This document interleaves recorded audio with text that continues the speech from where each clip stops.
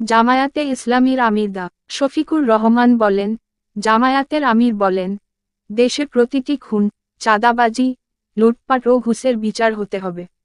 না হলে ন্যায় বিচার প্রতিষ্ঠিত হবে না।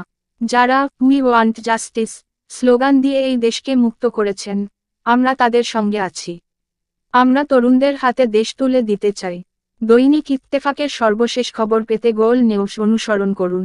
শনিবার 25শে জানুয়ারি দুপুর 12টার দিকে দিনাজপুরে গড়ে শহীদ ময়দানে কর্মী সম্মেলনে এসব কথা বলেন ডা শফিকুর রহমান।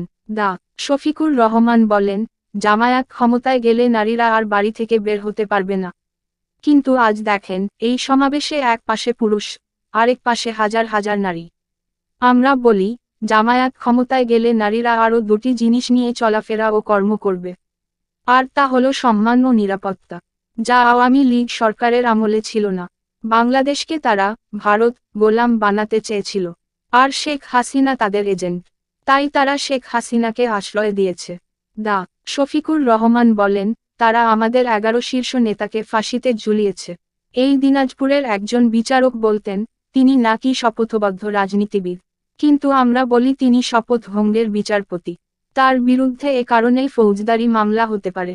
শাপলা চত্বরের প্রসঙ্গ উল্লেখ করে তিনি বলেন, শাপলা চত্বরে নাকি কোনো আলেমকে হত্যা করা হয়নি। সেখানে নাকি আলেমরা রং ছিটিয়ে দিয়েছেন। কতটা নির্লজ্জ হলে একজন প্রধানমন্ত্রী এ কথা বলতে পারেন। তারা মনে করেছিল জামায়াতের কর্মীদের গুম খুন করে মাটির নিচে পাঠিয়ে দেবে। কিন্তু আজ তারা কই? তারা দেশের বন্যাদুর্গত মানুষের পাশে দাঁড়াতে বাধা দিয়েছে। তারা নিজেরাও কিছু করেনি, আমাদেরও করতে দেয়নি। হিন্দু ধর্মের লোকদের উদ্দেশ্যে তিনি বলেন, এখানে অন্য সম্প্রদায়ের দুজন মানুষ বক্তব্য দিয়েছেন। তারা বলেছেন, এমন একটা বাংলাদেশ চাই যেখানে আতঙ্ক থাকবে না, নির্বাচনের পর আর হামলা মামলা হবে না। আমরা সনাতন ধর্মের মানুষ আতঙ্ক মুক্ত থাকতে পারব। আমি তাদের উদ্দেশ্যে বলতে চাই, আপনারা এমন একটি দল খুঁজেন যারা আপনাদের নিরাপত্তা দিতে পারবে। একটু বিবেক দিয়ে খুঁজলেই পাবেন। তিনি আরও বলেন, রংপুরের পীরগঞ্জে গরু চুরি করে, জমি দখল করে হিন্দুদের বাড়িতে আগুন দিয়ে কোনো তদন্ত ছাড়াই শেখ হাসিনা প্রধানমন্ত্রী হিসেবে বললেন জামায়াত অগ্নিসংযোগ করেছে।